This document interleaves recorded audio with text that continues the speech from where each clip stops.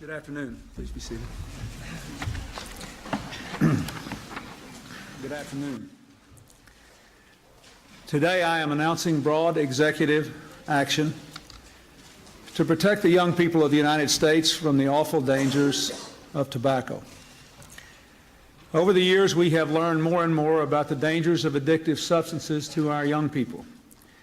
In the 60s and 70s, we came to realize the threat drugs pose to young Americans. In the 80s, we came to grips with the awful problem of drunk driving among young people. It is time to take a third step to free our teenagers from addiction and dependency. Adults are capable of making their own decisions about whether to smoke, but we all know that children are especially susceptible to the deadly temptation of tobacco and its skillful marketing. Today, and every day this year, 3,000 young people will begin to smoke. 1,000 of them ultimately will die of cancer, emphysema, heart disease, and other diseases caused by smoking. That's more than 1 million vulnerable young people a year being hooked on nicotine that ultimately could kill them.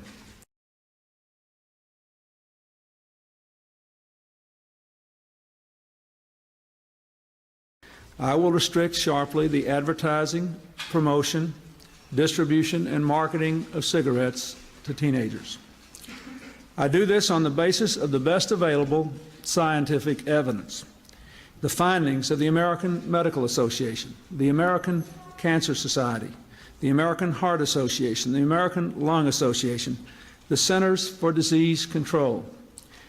14 months of study by the Food and Drug Administration confirms what we all know. Cigarettes and smokeless tobacco are harmful, highly addictive, and aggressively marketed to our young people.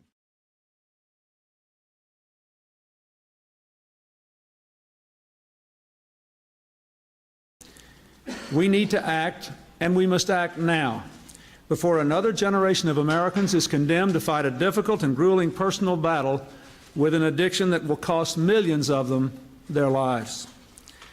Adults make their own decisions about whether or not to smoke. Relatively few people start to smoke past their teens.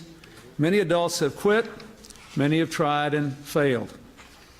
But we all know that teenagers are especially susceptible to pressure to the manipulation of mass media advertising, the pressure of the seduction of skill marketing campaigns aimed at exploiting their insecurities and uncertainties about life.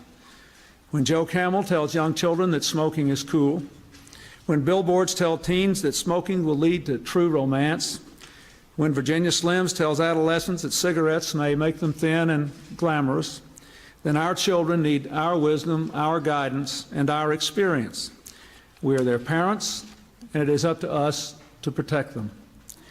So today I am authorizing the Food and Drug Administration to initiate a broad series of steps, all designed to stop sales and marketing of cigarettes and smokeless tobacco to children.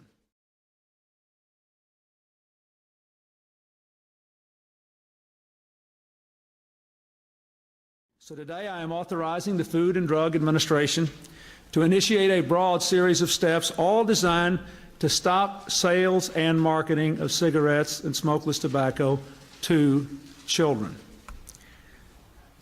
As a result, the following steps will be taken. First, young people will have to prove their age with an ID card to buy cigarettes. Second, cigarette vending machines which circumvent any ban on sales to kids will be prohibited. Third, schools and playgrounds will be free of tobacco advertising on billboards in their neighborhoods. Fourth, images such as Joe Camel will not appear on billboards or in ads in publications that reach substantial numbers of children and teens. Fifth, teens won't be targeted by any marketing gimmicks, ranging from single cigarette sales to T-shirts, gym bags, and sponsorship of sporting events.